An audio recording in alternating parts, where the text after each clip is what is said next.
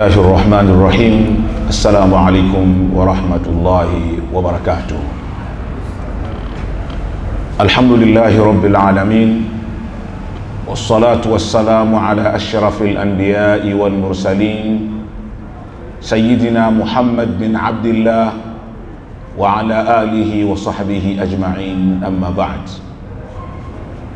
أما بعد kumshukuru Allah subhanahu wa ta'ala na kumtakia rehma za ziada bwana mtume Muhammadin sallallahu alayhi wasallam. Awali ya yote hatunabudi kumshukuru Allah subhanahu wa ta'ala kwa kutupa fursa hii na nafasi hii ya kuweza kukutana pahala hapa katika majlisi hii ya Mtambani ili kuweza kuelezana mambo kadhaa yanayohusiana na dini yetu. Uchache wa shukurani tunasema alhamdulillahi rabbil alamin.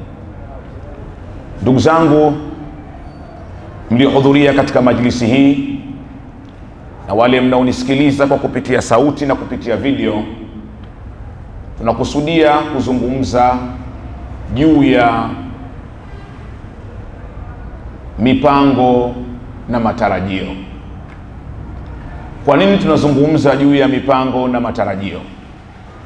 Uislamu katika asili yake ni dini iliyojipamba katika mipango. Uislamu umejipamba katika mipango, na kila mpango uliotengenezwa katika Uislamu ukaainishwa mpango huo kwa kuelezwa matarajio yake. Kila mpango katika Uislamu ulielezwa huo mpango, lakini yakaelezwa na matarajio ya huo mpango. Kwa mfano, Allah subhanahu wa ta'ala alipokusudia kumuumba mwanadamu na kumuumba jini, wanadamu na majini, huo ulikuwa ni mpango wa Allah subhanahu wa ta'ala, na mpango huo ukawa una matarajio yake, nayo ni kupatikana viumbe watakaomwabudu Allah subhanahu wa ta'ala. Hivyo utakuta kila jambo linalokuwa ni mpango katika Uislamu linakuwa na matarajio yake. Na tunazungumza mipango na matarajio kwa sababu tunaweza tukawa tunayo mambo katika jamii yetu, hayo mambo yakawa ni mipango, na hiyo mipango kwa asili yake ikawa ni mizuri na ina faida, lakini kwetu sisi mipango hiyo ikawa haijafikia matarajio, nayo ni kupatikana faida na natija ya mipango hiyo. Nizungumze kwa mfano. Uislamu umetengeneza mpango unaitwa ndoa. Mpango huu ni wa mwanamume kumuoa mwanamke, lakini Uislamu ukataja natija ama matarajio ya huu mpango. Allah anasema litaskunu ilaiha. Matarajio ya mpango huu ni kupatikana utulivu, kupatikana mapenzi, kupatikana huruma. Sasa kwa nini tunazungumza hili? Tunazungumza hili kwa sababu zipo ndoa ambazo ndani yake hakuna mapenzi, ndani yake hakuna huruma kabisa, ila badala yake zimekuwa ni kisima cha matatizo, cha uadui na ubaya. Hili linatusukuma lazima tuzungumze kuhusu mipango na natija ama malengo ya mipango hiyo. Kwa maneno yake Allah, ndoa kama itafungwa na itaendewa katika namna ambayo Allah subhana mwenyewe anataka, ndoa inatengeneza mapenzi makubwa sana. Alafu mwenye maradhi anaweza akapona maradhi yake kwa sababu ya kukaa karibu na mwenza wake katika ndoa. Ndoa inaweza kumfanya binadamu mwenye njaa akapata nguvu ya kuvumilia njaa yake. Sisemi atashiba, ila atapata nguvu ya kuivumilia njaa yake kwa sababu pembeni amekaa na mpenzi wake. Ndoa inaweza kumfanya mtu ambaye kawaida yake ni kurudi nyumbani saa 5 saa 6 awe anarudi saa 1 saa 2 nyumbani. Hayo ndo malengo ya Allah subhanahu wa ta'ala katika ndoa. Lakini pia zipo ndoa ambazo zinasababisha binadamu ambaye hajawahi kwenda gerezani aende gerezani kisa ndoa yake.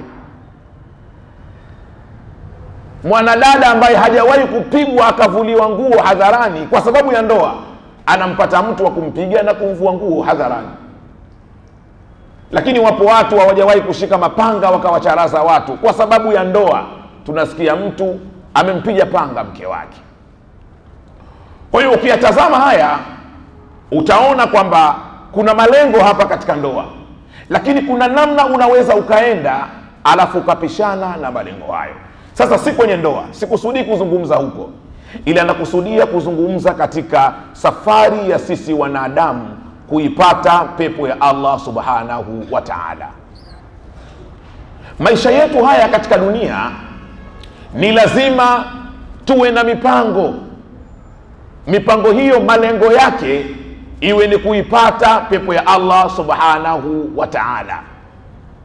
Na alhamdulillah, mimi naamini wengi ambao tunafanana katika imani, tunafanana katika matendo, tunaswali yote, tunafunga wote sisi tunatamani kuipata pepo yake Allah subhanahu wa ta'ala. Hayo ndo matarajio yetu, hayo ndo malengo yetu, kuipata pepo yake Allah subhanahu wa ta'ala. Lakini je, tunayo mipango ya kuipata pepo yake Allah subhanahu wa ta'ala? Maana pepo haipatikani kwa matamanio, vile kutamani kwamba mimi natamani niipate pepo, natamani na mimi niende peponi. Kutamani hakumfanyi mwanadamu apate pepo, kama ilivyokuwa kutamani hakumfanyi mwanafunzi afaulu mtihani wake. Ili aweze kufaulu ni lazima awe na malengo dhidi ya mtihani anaoenda kukutana nao.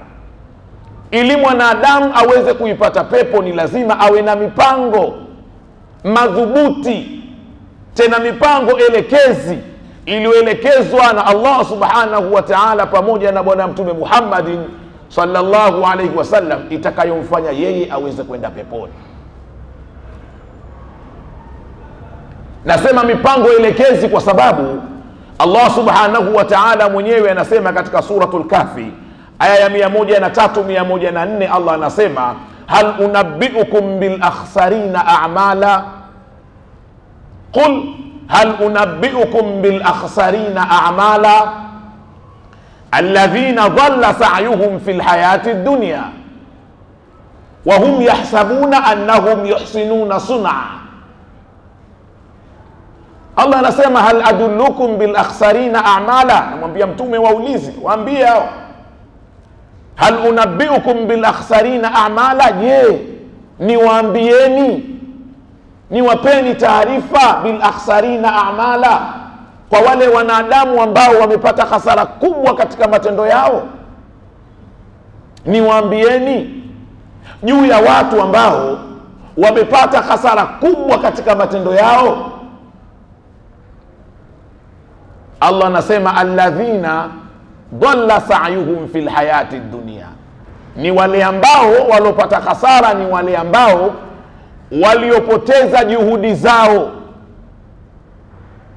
katika maisha ya kidunia, waliopoteza mipango yao, waliofanya mipango mibovu katika maisha haya ya kidunia. Wa hum yahsabun, lakini wenyewe wanahesabu annahum yuhsinuna sun'a, kwamba kile wanachokifanya wanafanya kitu cha sawa sawa. Wapo watu, na ndio maana nikasema lazima iwe mipango elekezi. Wapo watu wanatamani kuipata pepo ya Allah subhanahu wa ta'ala, na wana mipango ya kuielekea kuipata pepo yake Allah subhanahu wa ta'ala, lakini mipango yao sio mipango elekezi, ni mipango ya upotofu. Kwa hiyo wanajua kwamba tunachokifanya tunaitafuta pepo ya Allah subhanahu, lakini hakika yake wanaharibu. Hawana wanachokifanya ila wanaharibu. Unajua, itokee mtu anataka kwenda Dodoma, sema mimi nataka kwenda Dodoma na nataka nitumie treni SGR,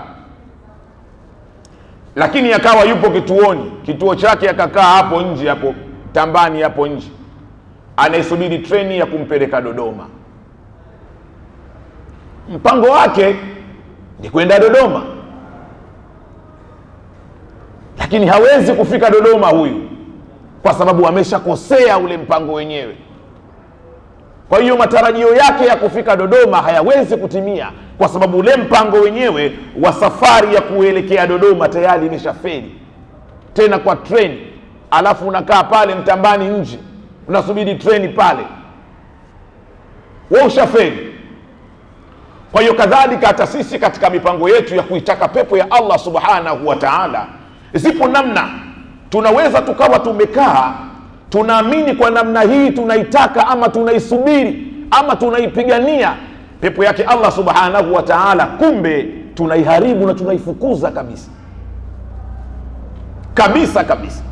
Lakini kwa sababu gani? Kwa sababu mpango utakuwa umekosewa. Na ndio maana lazima tuongee kuhusu mipango, namna gani tunaweza kuwa na mipango mizuri ili tuweze kufikia matarajio yetu ya kupata natija ya hiyo mipango tuliyoitengeneza. Katika hali ya kawaida familia zinatengeneza watoto. Allah anabariki watoto katika familia. Kila mmoja akiulizwa, wewe unatarajia nini kwa huyu mtoto wako, atakatozungumza atasema, natarajia mtoto wangu huyu aje kuwa msaada kwangu, natarajia mtoto wangu huyu aje kuwa mwema, natarajia mtoto wangu huyu aje kuwa mtoto mzuri katika watoto wazuri. Kila mtu atasema hivyo. Sasa sikiliza, huyu mshairi alipokuwa anazungumzia namna gani matarajio ya kupata mtoto mwema yanaweza kufeli ama kufaulu, alisema, waladun qad yakunu nuran fi dhulumat wa qad yakunu balaan fi lhayat,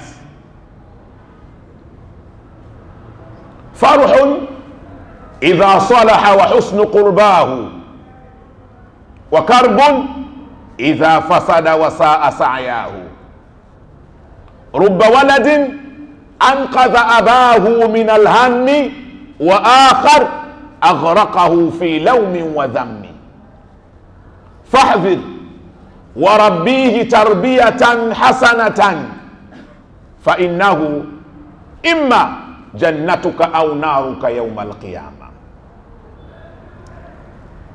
Alikuwa akisema, waladu qad yakunu nuran fi dhulumat, mtoto anaweza akawa ni nuru katika kiza. Ule kupata kwako mtoto, anaweza mtoto akaja akaiangazia familia, akaikuta familia katika hali mbaya, pengine familia ipo katika upotovu kabisa, akazaliwa mtoto, yule mtoto akaja akaistaarabisha familia. Ama akaikuta familia maisha magumu kabisa, hata ulaji wa uhakika hakuna, lakini mtoto baada ya kulelewa vizuri akakuwa, mtoto anaweza akasababisha familia ambayo ilikuwa haina uhakika wa kula ikapata kula vizuri. Nuran fi dhulumat. Lakini wakati yakunu balaan fil hayat, lakini mtoto anaweza akawa balaa katika familia.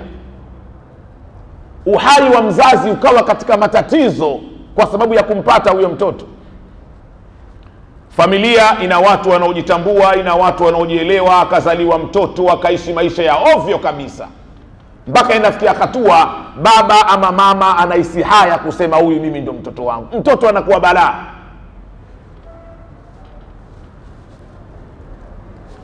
Utaona dhamira wote watoto waweze kuwa faraja kwa familia, lakini katika wakati huo huo anapatikana mtoto mmoja anakuwa ni nuru katika familia, na anapatikana mtoto mwingine anakuwa ni tatizo katika familia.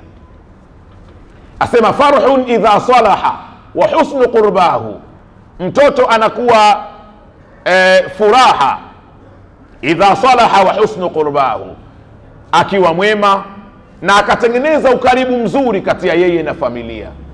Mtoto akawa mwema na mtoto akawa ndo mwenye kuitangaza na kuieleza vizuri familia.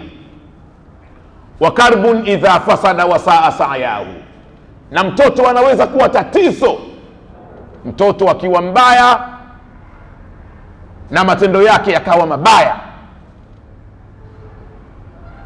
Akiwa namna hiyo, mtoto anakuwa tatizo kabisa. Asema rubba waladin anqadha abahu min alhammi, inawezekana mtoto akamtoa baba yake katika matatizo, akawatoa wazazi wake katika matatizo. Wa akharu aghraqahu fi lawmin wa dhammi, na inawezekana mtoto mwingine akawazamisha watoto wake katika wazazi wake katika lawama na udhalilifu mkubwa kabisa. Yani maana yake, inawezekana baba na mama walikuwa hawana nyumba, alafu mtoto akasababisha baba yake na mama yake wawe na nyumba kwa jitihada zake. Na inawezekana baba na mama wakawa wanayo nyumba, alafu mtoto akasababisha ile nyumba iuzwe, yani yeye akaiuza nyumba ya baba yake na mama yake. Ama mtoto anaweza akamkuta baba yake anaumwa ama mama yake anaumwa, akatafuta madaktari wa kumtibia mzazi wake, baba yake ama mama yake. Na mtoto mwingine anaweza akakuta wazazi wake wana afya njema, yeye ndo akawa sababu ya kuwatia wazazi wake katika maradhi mazito ya moyo na mapresha. Rubba waladin anqadha abahu min alhammi wa akhar aghraqahu fi lawmin wa dhammi. Wapo watu ujana wao wote walijizuia, hawajawahi kwenda magerezani. Ujana wao wote walijizuia, hawajawahi kwenda magerezani, lakini walienda magerezani kwa sababu ya watoto wao. Mtoto tu akasababisha baba yake akaenda gerezani, mtoto akasababisha baba yake akatukanwa akapigwa, mama yake akatukanwa akapigwa, wakati mtoto mwingine anatafuta mwanasheria amtoi baba yake katika kesi. Rubba waladin anqadha abahu min alhammi wa akhar aghraqahu fi lawmin wa dhambi. Sikiliza, fahdhir, jihadhari, warabbihi tarbiyatan hasana, na mtoto wako huyo mlee katika malezi yaliyokuwa mazuri. Unaona, sasa tunarudi katika mpango sasa, ili matarajio ya mtoto aweze kuwa nuru, ili mtoto aweze kuwa mwema, ili mtoto aweze kumtoa mzazi wake katika matatizo, ni lazima kuwe kuna mpango, na mpango wenyewe ni huyu mtoto kulelewa katika malezi yaliyokuwa mema. Fa innahu imma jannatuka au naruka yauma alqiyama, kwa sababu ilivyo, aidha huyu mtoto wako atakuwa pepo yako au atakuwa moto wako siku ya kiyama. Kwa hiyo ili mpango wa kumtengeneza mtoto kuwa ni pepo, kuwa ni sababu ya mzazi kuipata pepo, lazima kuwe kuna mpango hapa, alafu haya matarajio yataweza kupatikana. Lakini ukikosewa huu mpango, ni lazima haya matarajio ya kupatikana pepo nayo yasipatikane, ya mtoto kuwa pepo nayo yatapotea. Mtoto atakuwa sababu ya baba yake au mama yake kwenda motoni. Sisi tuna matarajio, ndo kiu yetu, ndo shauku yetu kuipata pepo yake Allah subhanahu wa ta'ala. Mipango yetu inasawiriana, inaakisi hilo tarajio letu. Fudaili bin Iyadh anasema, turidu aljanna ma'a an-nabiyina was-siddiqina wa turidu an taqifa mawaqifa ma'a Nuhin wa Ibrahima wa Muhammadin sallallahu alayhi wasallam. Asema bi ayi amal turidu aljannata, unataka pepo, tunataka pepo, tunataka twende peponi. Ma'a nabiyina wasiddiqina, pepo ambayo wataenda mitume, wataingia mitume, wasiddiqina, na wataingia waliokuwa wakweli, wenye kutenda ibada za kweli. Na sisi tunataka tuingie katika hiyo pepo, na hilo ndo tarajio letu sote humu ndani. Tunataka tuingie katika pepo, pepo ambayo wataingia manabii, pepo ambayo wataingia waliokuwa wakweli. waturidu an taqifa mawaqifa, na tunataka tusimame katika visimamo vile maa Nuh wa Ibrahima wa Muhammadin sallallahu alayhi wasallam. Tusimame pale ambapo atasimama Nabiullahi Nuhu, tusimame pale ambapo atasimama Nabiullahi Ibrahim, tusimame pale ambapo atasimama bwana mtume Muhammadin sallallahu alayhi wasallam, na sisi tuwe hapo. Ndio matarajio yetu.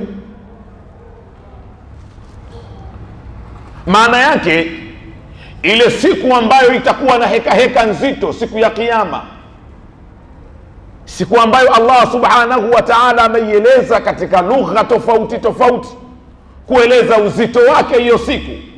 Sisi tunataka siku hiyo tuwe na salama, tunataka siku hiyo tuwe na utulivu. Wakati watu wanakula miba huko, sisi tule vyakula vizuri. Wakati watu wanakunywa usaa, sisi tunywe juisi, vinywaji vizuri. Huo ndio mpango wetu, ndio matarajio yetu hayo. Lakini pia sisi matarajio yetu, wakati watu wanasimama, ardhi imeshakuwa ya shaba, jua limeshashuka, sasa hali imekuwa mbaya, mwanadamu anaogelea katika jua lake yeye, anaogelea katika jasho lake yeye mwenyewe. Yauma yafirru almar'u min akhihi wa ummihi wa abihi wa sahibatihi wa banihi. Siku hiyo sisi tupate salama, tupate utulivu hiyo siku. Huo sisi ndo mpango wetu. Sasa kama sisi hilo ndo tarajio letu, ndo tunachokitaka, bi ayi amali, kwa mpango gani sasa? Mpango kazi ni upi? Kwa sababu unaposikia binadamu unataka asimame aliposimama Nabiullahi Nuhu alayhi wa ala nabiyina salatu wassalam, yani maana yake wewe unataka usimame pahala aliposimama binadamu ambaye amefanya da'wa usiku na mchana kwa muda wa miaka 95 na zaidi, miaka rundo kwa rundo anafanya da'wa, anaamrisha mema, anakataza mabaya. Miaka zaidi ya 905 anafanya hivyo, anaamrisha mema, anakataza mabaya. Anaenda na kuwa mzee, mtu mzima, miaka 905 sio jambo dogo. Watu wanakusanyana, wanamcheka, wanamnanga, wanamdhalilisha. Watoto wadogo wadogo wanaitwa, mchekeni, mtazameni huyo kiumbe huyo. Wewe unataka usimame pahala ambapo kiumbe huyo siku ya kiyama na yeye atasimama. Maana yake wewe unataka usimame na kiumbe mtiifu, kiumbe ambaye Allah subhanahu wa ta'ala alipomwambia tengeneza safina, akakubali kutengeneza safina katika jangwa, maji hamna, lakini Allah akamwambia tengeneza safina. Kwa utiifu wake, kwa unyenyekevu wake, akatengeneza. Una utiifu wewe wa kiwango hiko ili uweze kusimama pahala ambapo kiumbe huyo atasimama? Manake yeye mpaka anasimama hapo alikuwa na mipango. Wewe una mipango gani kwa matarajio hayo makubwa unayojiwekea? Unaposema usimame pahala ambapo atasimama Nabiullahi Ibrahim alayhi wa ala nabiyina salatu wassalam, unatakiwa ujue kwamba unataka kusimama pahala ambapo amesimama binadamu ambaye katika ukuaji wake alikuwa na mgogoro kati ya yeye na baba yake. Baba yake anafanya ibada ambayo yeye hajafundishwa, lakini aliweza kubalansi hayo mambo, akabakia heshima ya baba yake iliendelea kubakia, lakini pia safari yake na harakati zake za kuitaka radhi ya Allah subhanahu wa ta'ala ziliendelea kuwepo. Sio kama tulivyo sisi, Mungu akikupa mtihani mdogo, baba yako akawa mlevi, wewe ndio unakuwa wa kwanza kumpiga mikwaju baba yako, wewe ndio unakuwa wa kwanza kumtukana baba yako, na jina la baba unaweza ukaacha kumuita ukawa unamuita Chapombe baba yako. Lakini nafikia hatua mpaka unasema ingekuwa baba anabadilishwa, mimi ningekubadilisha wewe usiwe baba yangu, ukiamini kwamba katika hilo ndo unatengeneza vizuri. Kumbe unaharibu juhudi zako, unaharibu harakati zako, na unaharibu mipango yako ya kuipata pepo yake Allah subhanahu wa ta'ala. Unapomzungumzia Nabii Allah Ibrahim,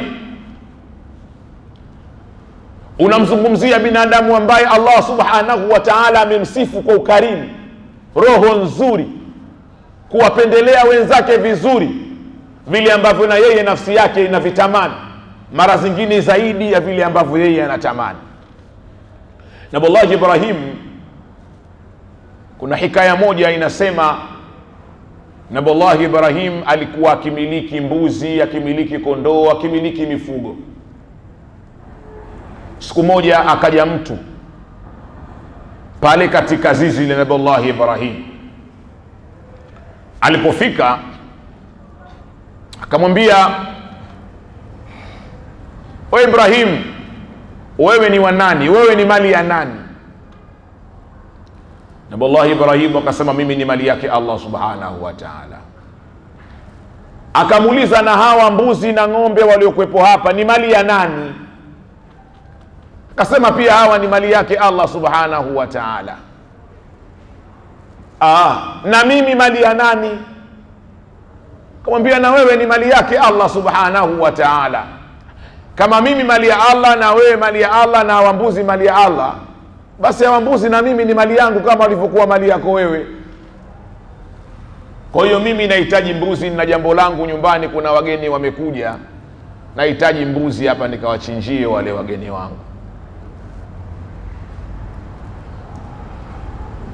Abdullah Ibrahim akamwambia, "Mimi naweza nikakupa wa mbuzi, lakini kakupa huyo mbuzi unaitaka wewe, lakini mimi hawa mbuzi ninao kama amana. Sasa amana hii siwezi kuipeleka kwa binadamu ambaye anao uwezo wa kufanya khiana. Nithibitishie kwamba wewe amana hii utaitumia vizuri au utafanya khiana." Yule bwana akamwambia, "Unataka nikuthibitishie katika namna gani?" Akamwambia, "Sema subhanallah walhamdulillah wala ilaha illa Allah." Sema hivyo. Yule bwana akasema hivyo mara ya kwanza, akasema hivyo mara ya pili, akasema tena hivyo kwa mara ya tatu. Nabii Allah Ibrahim wakaita wale vijana wake wote waliokuwa wamekamata ng'ombe wanaenda kuuza na mbuzi na nini, akamwambia wote, rudisheni. Kuanzia sasa hawa mbuzi na kondoo na mifugo mingine sio yangu, ni mali yake huyu bwana. Wote hawa ni mali yake huyu bwana. Akamwambia, "Wewe bwana, nakukabidhi, hii ni amana, mimi Allah alinikabidhi, na mimi nakukabidhi wewe, tumia utakachotumia, lakini watumie na wengine katika hiki ambacho wewe nimekukabidhi mimi kutoka kwa Allah subhanahu wa ta'ala." Yule bwana akasema sawa, akaswaga wale akaondoka nao. Baada ya muda akarudi tena. Wallahi Ibrahimu akashangaa, huyu bwana nimeshampa mifugo ameondoka, anarudi vipi? Yule bwana aliporudi akamwambia, "Mimi ni malaika wake Allah subhanahu wa ta'ala. Allah amenituma nije kwako, nije nikutihani, nikutahini katika hizi mali, vipi utazibeba, vipi utazichukulia. Roho yako ipoje juu ya hivi? Roho yako ipoje juu ya jambo lako? Ikiwa Allah analitaka hilo jambo lako, roho yako inakuwa vipi?" Nabii Ibrahim akamuuliza yule malaika, "Nimefaulu?" Akamwambia, "Umefaulu." Akamwambia, "Basi huu ni mtihani mdogo sana katika mitihani ambayo mimi naweza kufaulu. Unaniona mimi hapa nilipo? Unaona umri wangu niliokuwa nao mkubwa, sina mtoto. Basi hata kama Allah subhanahu wa ta'ala atanijalia mtoto katika umri huu, alafu huyo mtoto Allah akamtaka, namtoa kwa ajili ya Allah subhanahu wa ta'ala." Maisha yakaenda, baada ya muda mrefu Allah akamjalia Nabii Ibrahim mtoto, na Allah akamtaka kweli huyo mtoto, na Nabii Ibrahim alikuwa tayari kumtoa kweli huyo mtoto. Kama si Allah kusimamisha ule mpango, Nabiullahi Ibrahim angemtoa kweli mtoto wake. Ni kiumbe mtiifu mwenye adabu ya kiwango hiko. Unataka na wewe usimame pahala ambapo huyo anasimama, una mipango gani? Bi ayi amal wa bi ayi shahawatin taraktaha lillah, na kwa lipi katika vitu shahawati, katika vile vitu ambavyo unavipenda wewe nafsini kwako vinapendeza, alafu ukaamua kuviacha kwa ajili ya kutaka radhi za Allah subhanahu wa ta'ala, kipo iko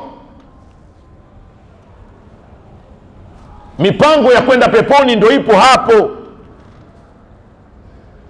Ukubali kuyaacha yale ambayo nafsi yako inayatamani, alafu unasema hii nafsi yangu inatamani, mimi naliacha hili kwa ajili ya Allah subhanahu wa ta'ala. Hilo tunalo, hilo tunaliweza. Mpango namba 1 huo.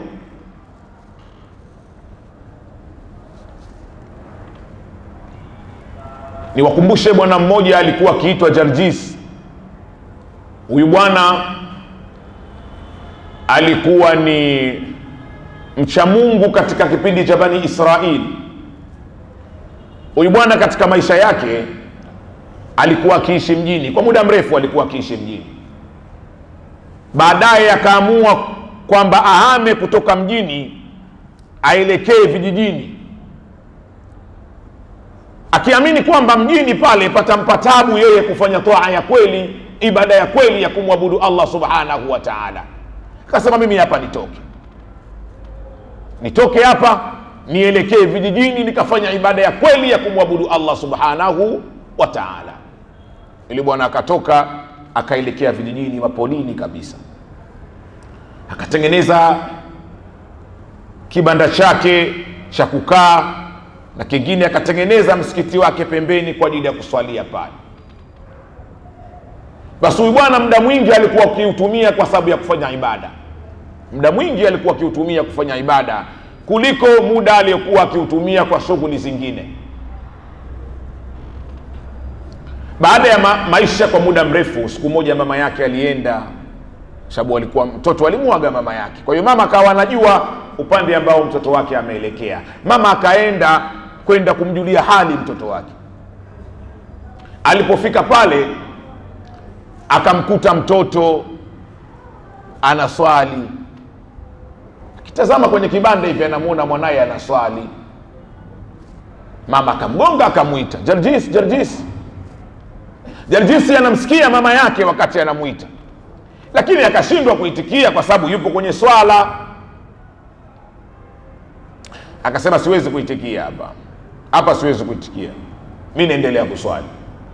Mama akasubiri, akaona muda unaenda. Mama akatafsiri mwanangu ananidharau, mama akaondoka. Baada ya muda mama alirudi tena, baada ya masiku akarudi tena kwenda kumsalimia mwanae. Bahati mbaya, mtihani, akamkuta mwanae yupo vile vile anasali. Akamwambia, wewe mwanangu Jarjis, mimi natoka mbali mama yako nakuja kukusalimia, alafu wewe mwanangu unachokifanya unanikalia kimya. Basi mimi namuomba Mwenyezi Mungu wewe mwanangu usife mpaka upate kashfa ya zina. Usife wewe mpaka upate kashfa ya zina. Mama akaondoka zake amesusa. Baada ya mama kuongea maneno yale, milango ya shari ikafunguka. Na hapa kuna mazingatio makubwa kwa wazazi. Kuna mazingatio makubwa kwa wazazi. Wazazi, tuache kuyaongea maneno mabaya yenye sura ya laana, yenye sura ya ghadhab kwa watoto wetu. Baadhi ya maneno ama sehemu kubwa ya maneno ambayo wazazi wanayaongea mabaya kwa watoto wao yanafika kweli kwa watoto wao, kama ilivyokuwa katika kiwango iko maneno mazuri ya kheri mzazi anayoyasema kwa mtoto wake, maneno hayo yana nafasi kubwa kufika kweli ama kutokea kweli kwa mtoto wake. Baada ya yule mama kuongea maneno yale, kule mjini watu wakamkumbuka Jarjis. Wakasema, kuna bwana mmoja aliishi hapa alikuwa akiitwa Jarjis. Si mnajua bwana, yule bwana kaenda mapolini kufanya ibada. Yule bwana anajifanya yeye mcha Mungu Sasa imefikia hatua tumpime, tumuone uchamungu wake. Ana uchamungu mjanja mjanja, hebu tumpimeni. Wale watu wa pale mjini, wale watu wa mabalaa mjini, kuna watu wa mabalaa huwa wanakuwepo hao, au muda wowote wanatengeneza lolote gumu, alafu likimfika mtu gumu, wakati mtu anafedheheka na lile gumu, kwa wao sherehe na furaha. Wakasema tumtafuteni mwanamke. Yule mwanaume na mwanaume kwenye mtego wa mwanamke atoki. Tumtafuteni mwanamke mmoja mzuri, tumpelekeni kule. Atakwama tu yule, kakaa kule peke yake ana mke, atakwama tu. Wakamtafuta mwanamke, wakampeleka. Mwanamke wa ajabu sana, mwanamke muovu sana, mwanamke naye wa mabalaa. Ilikuwa ni mwanamke mwenye kujiuza, na akaambiwa maslahi kwamba kutakuwa na malipo haya na haya na haya kama utafanikiwa wewe kuzini naye. Akasema hilo tu, alina shida hilo, mimi naenda, tulieni hapa, nisubirini kwa muda wote ambao mimi nitakuwa sipo mpaka niwaleteeni majibu. Yule mwanamke akatoka, akaenda mpaka kwa Jarjis, akayafanya yale mambo ambayo mwanamke anaweza kuyafanya ili kumtia kikaangoni mwanaume. Akamtia kikaangoni yule mwamba. Kila kipelekwa kikaangoni, yule mwamba anatoka anasema hapana, mimi namuogopa Allah. Yule mwanamke akikaa hivi, akijibenjua hivi, yule mwamba anaangalia pembeni, anamwambia kaa vizuri, mimi namuogopa Allah. Kazi ndio ikawa hiyo. Alipoona kwamba lile jambo limekuwa gumu, baada ya kumtega kwa mchana na usiku wake kwa masiku kadhaa, yule mwanamke akatoka. Alipokuwa maporini katika safari yake, akamkuta kijana anachunga mbuzi. Akamwambia, wewe mchunga mbuzi, mimi nimekupenda bwana, kama na wewe utakuwa umeridhia, mimi nataka kulala na wewe, nataka nizini na wewe. Kijana yule mchunga mbuzi akaona hiyo ni fursa, Wakati mwingine aliona hiyo ni changamoto, mwingine akaitafsiri hiyo ni fursa. Na hapa tunajifundisha, tunatakiwa tuwe na definition nzuri za mambo. Kila jambo linaweza kuwa na definition zaidi ya moja. Tafuta iliyokuwa nzuri, tengeneza anwani nzuri ya mambo. Yule bwana akatafsiri lile tukio la kutakiwa na mwanamke kwa ajili ya zina ni fursa, na akazini naye. Wakarudia hivyo mara kadhaa mpaka yule mwanamke akapata ujauzito. Akajificha yule mwanamke, alikojificha kwa muda mrefu mpaka alipopata mtoto, alipojifungua. Akarudi mjini, akawaambia nimeondoka hapa kwa muda mrefu, leo nimerudi, lakini sijui niseme nini. Yule bwana mcha Mungu, bwana, japokuwa nyinyi mlinituma mimi nikafanye naye zina mara moja, lakini nilipoenda kule na mimi nikajikuta nanogewa bwana. Kwa hiyo tukafanya zina mara nyingi mpaka kapatikana mtoto. Huyu mtoto wake huyu bwana, mpaka mtoto ambia mtoto wake huyu, lakini mimi naomba mumuache, msimfanye chochote, anawajaza.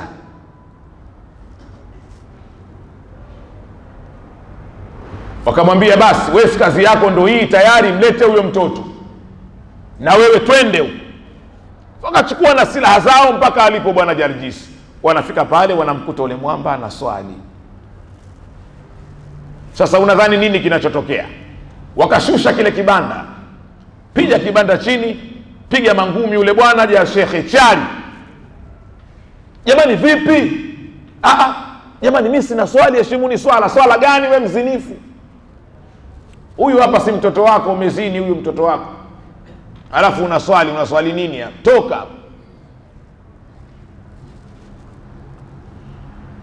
Bwana Jarjis akawaambia, mimi huyo sio mtoto wangu, na wala mimi huyo mwanamke sijazini naye.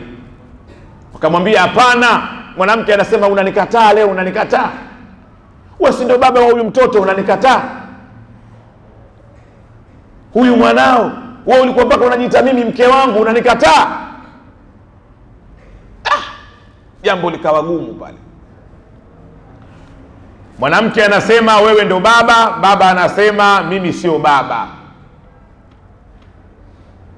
Jaljisi akasema, basi swala hili linahusu watu watatu. Linanihusu mimi, naitwa baba, linamhusu huyu anaitwa mama, lakini kuna huyu mtoto wa tatu. Basi tumuhusisheni na mtoto ili mtoto na yeye aseme. Wote tumesema, mtoto hajasema.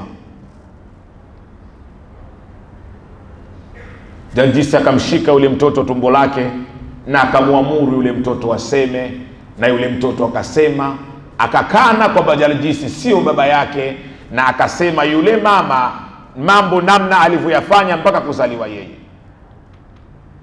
Huyu mtoto anaingia katika orodha ya waliosema wakiwa vichanga, ukiachilia mbali huyu mwingine ni yule Nabiullahi Yusuf, naye alisema akiwa kichanga.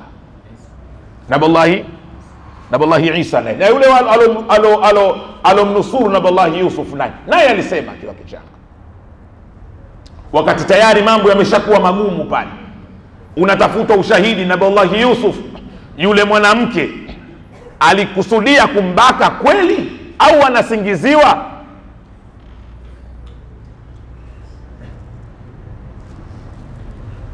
Unapata orodha ya watoto kadhaa waliozungumza wakiwa wadogo kunusuru watu waliokuwa wacha Mungu. Lengo langu hapa tuongee ni jambo gani la matamanio ambalo wewe uliwahi kuliacha, na kuliacha kwako uliacha kwa kutaka radhi zake Allah subhanahu wa ta'ala. Jambo gani la matamanio uliliacha?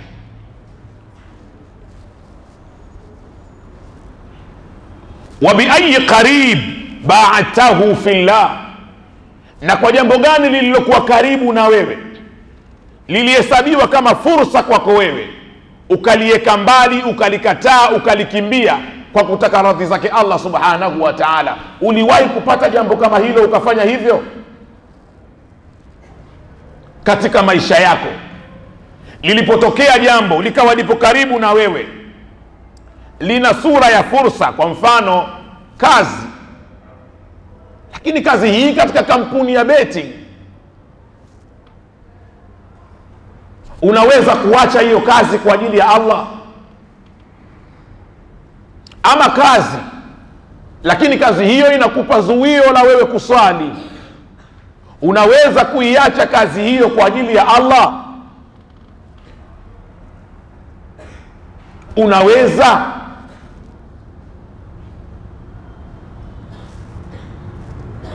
Kazi katika viwanda vya pombe, umepata kazi huko, unaweza kuacha hiyo kazi kwa kutaka radhi za Allah?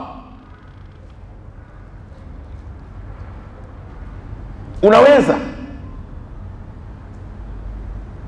Unaweza kufanya jambo ambalo lina sura ya kupendeza, lakini Allah alipendi.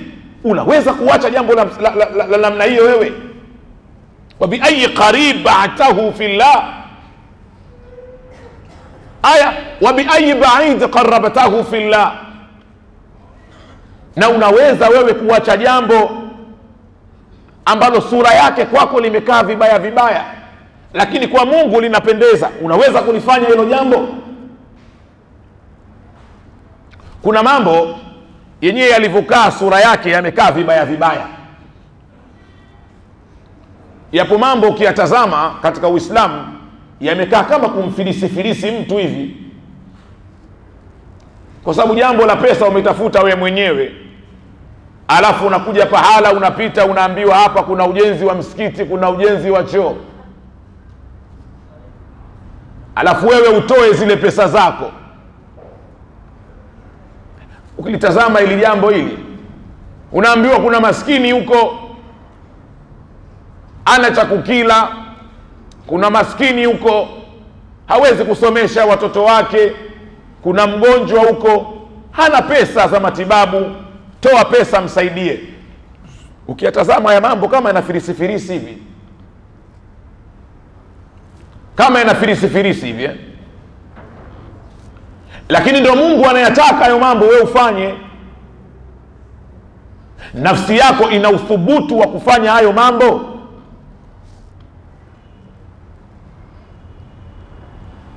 Ama kuna watu wana zile taratibu za kwenda hospitali, kwenda kuangalia wagonjwa, kwenda kuwasafisha wagonjwa ambao wengine hawana mtu wa kuwasafisha. Watu wanafanya kwa ajili ya Mungu. Ukilitazama hili kama limekaa vibaya hivi, mgonjwa sio wako, sio ndugu yako, lakini ndio jambo ambalo Mungu analipenda. Uthubutu wa kulifanya hili wewe unao?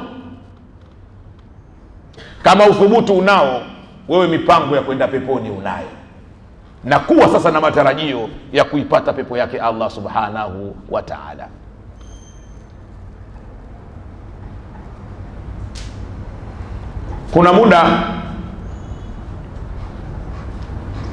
Kuna muda unajikuta Uislamu unakutaka ufanye jambo gumu kabisa, limekaa kushoto. Hebu tuzungumze ukweli. Kwa mfano hili jambo la kufunga siku 30, mwezi mtukufu wa Ramadhani unafunga siku 30. Hili jambo sio jambo jepesi, sio jambo jepesi. Chakula chako mwenyewe na nini, chakula kizuri uwezo unao, inapendeza bwana kula chakula chako, lakini watu wanaamua kutokula iko chakula chake mwenyewe, na anajizuilia asile. Anachotaka yeye apate radhi za Allah subhanahu wa ta'ala, anataka radhi za Mungu tu, anaacha chakula chake kukila yeye mwenyewe. Kuswali swala 5, kila swala ndani ya wakati wake, sio jambo rahisi, sio jambo rahisi. Lakini wanatokea baadhi ya watu wanaliona hilo jambo kwa wao ni rahisi. Urahisi ule unatengenezwa na ukhiari wao, utayari wao.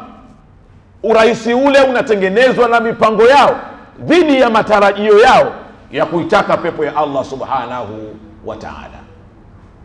Anaenda analifanya jambo gumu, jambo zito kabisa, lakini akiamini ndani ya jambo zito hili, juu ya ugumu wake na uzito wake, ndio kuna radhi za Allah subhanahu wa ta'ala.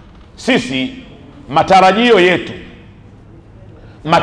yetu ni kuipata pepo yake Allah subhanahu wa ta'ala. Lazima yetu ni kuwa na mipango inayowakisi, inayofanana na hayo matarajio yetu. Mbaya zaidi, ukisoma Kafi 103 104 pale, namna Allah subhanahu wa ta'ala alivyokuwa akielezea kwamba kuna watu wanayafanya mambo wakiamini wanayafanya mambo yaliyokuwa mazuri, kumbe hakika yake wanaharibu. Hapo unapata kundi moja gumu sana, unapata kundi moja gumu zaidi.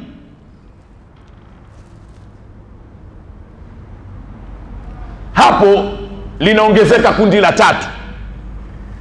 Kundi la kwanza ni kundi la wanadamu ambao hawafanyi lolote kujiandaa na akhira, hawana lolote wanalotarajia kwa Allah. Wenyewe wanaishi tu, wanaamka, wanakufa, basi.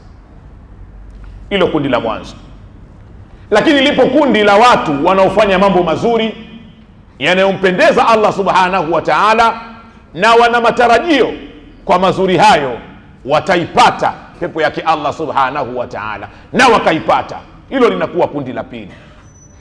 Kundi la 3 ni kundi la watu ambao wanaamini tunaitaka pepo ya Allah subhana, na wanafanya mambo yaliyokuwa mazuri kwa akili zao, wanaamini wanachokifanya kwamba ni kizuri, alafu kumbe wanaharibu, hawapati pepo ya Allah subhanahu wa ta'ala. Hili kundi la 3 ni kundi baya zaidi. Niongee kwa mifano ili tuweze kuelewana. Tujalie kuna watu wawili, na wote wana mashamba ya mikorosho.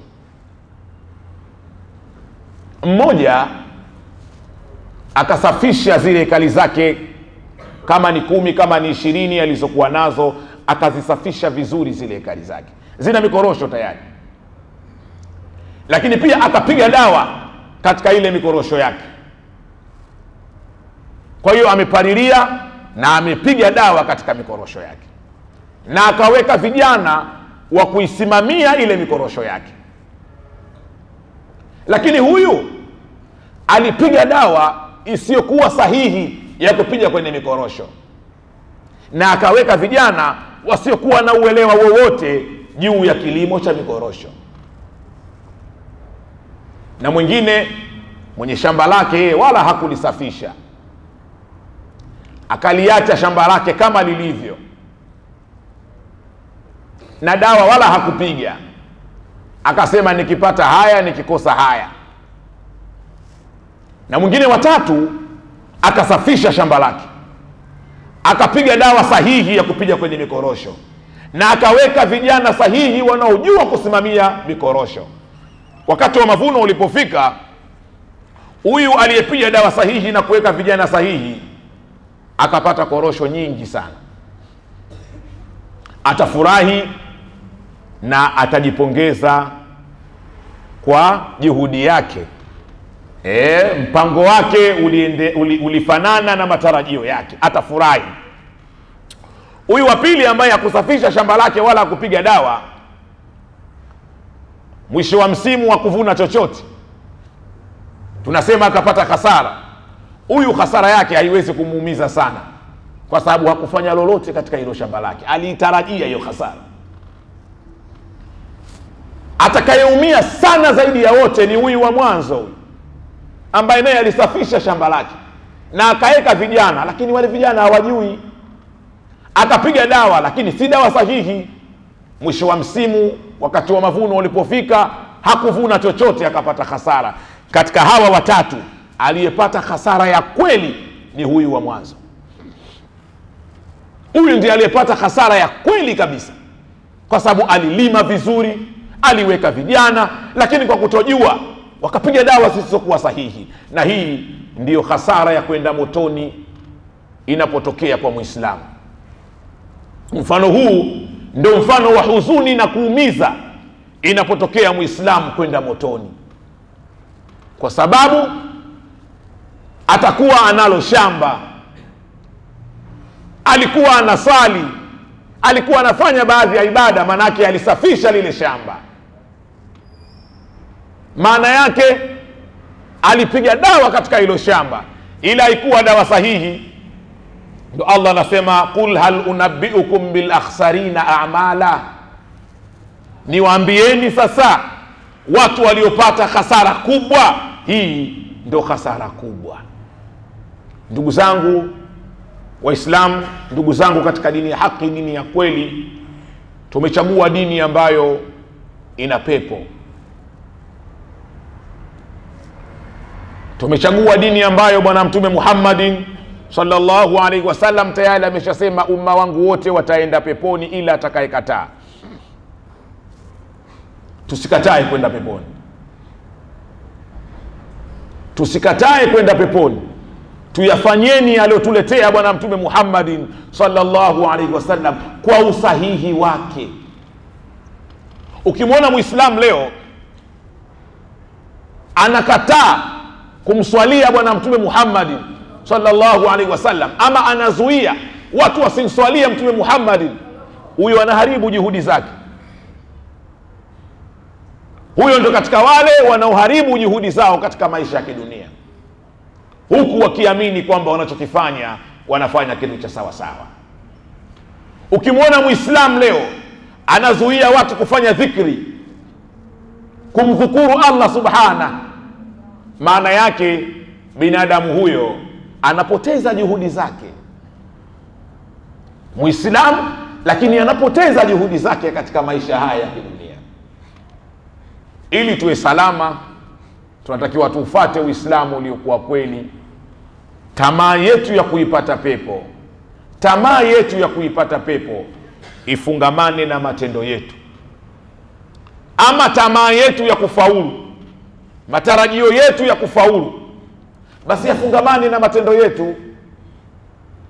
Hatuwezi kulala tukaota ndoto za kufaulu tukasema tutafaulu, tukaota wakati wa kulala na tukawa tunaota mchana kwamba mipango yetu ni kufaulu, alafu tukawa si wenye kuingia madarasani, tukigewa zile coursework hatufanyi, hatuna tunachofanya, homework hatufanyi,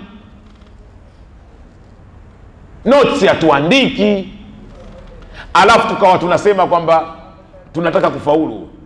Sisi tutakuwa tunajidanganya na tunapoteza muda wetu, na Mwenyezi Mungu atutoe katika kundi la binadamu wanaojidanganya kwamba watapata pepo na matendo yao yakawa yanaakisi kupata moto. Semeni amin. Ndugu zangu watukufu katika Uislamu, ndugu zangu katika dini ya kweli, tutosheke na hayo na tuishi katika hayo. Matarajio yetu ya kuitaka pepo yafungamane na matendo yetu. Matarajio yetu ya kuitaka pepo yafungamane na mipango yetu, yafungamane na matendo yetu, yafungamane na kauli zetu. Kusiwe na utofauti kati ya matarajio yetu ya pepo na matendo yetu, matarajio yetu ya pepo na maneno yetu. Isiwe hivyo, hivi vitu vifungamane, na kufungamana kwake ndio kufungamana kwa Uislamu, na ndio inapatikana tiketi ya mimi na wewe kuipata pepo yake Allah subhanahu wa ta'ala. Mwenyezi Mungu atujalie tuingie katika pepo yake kwa huruma yake. Bismillahirrahmanirrahim. Alhamdulillahi rabbil alamin. Wassalatu wassalamu ala rasulillahi Muhammadin sallallahu alaihi wasallam. Allahumma rabbana atina fid dunya hasana wa fil akhirati hasana wa qina adhaban nar wa adkhilna aljannata ma'al abrar ya azizu ya ghaffar ya rabbal alamin. Wa sallallahu ala sayyidina Muhammad wa ala alihi wa sahbihi wa sallam. Walhamdulillahi rabbil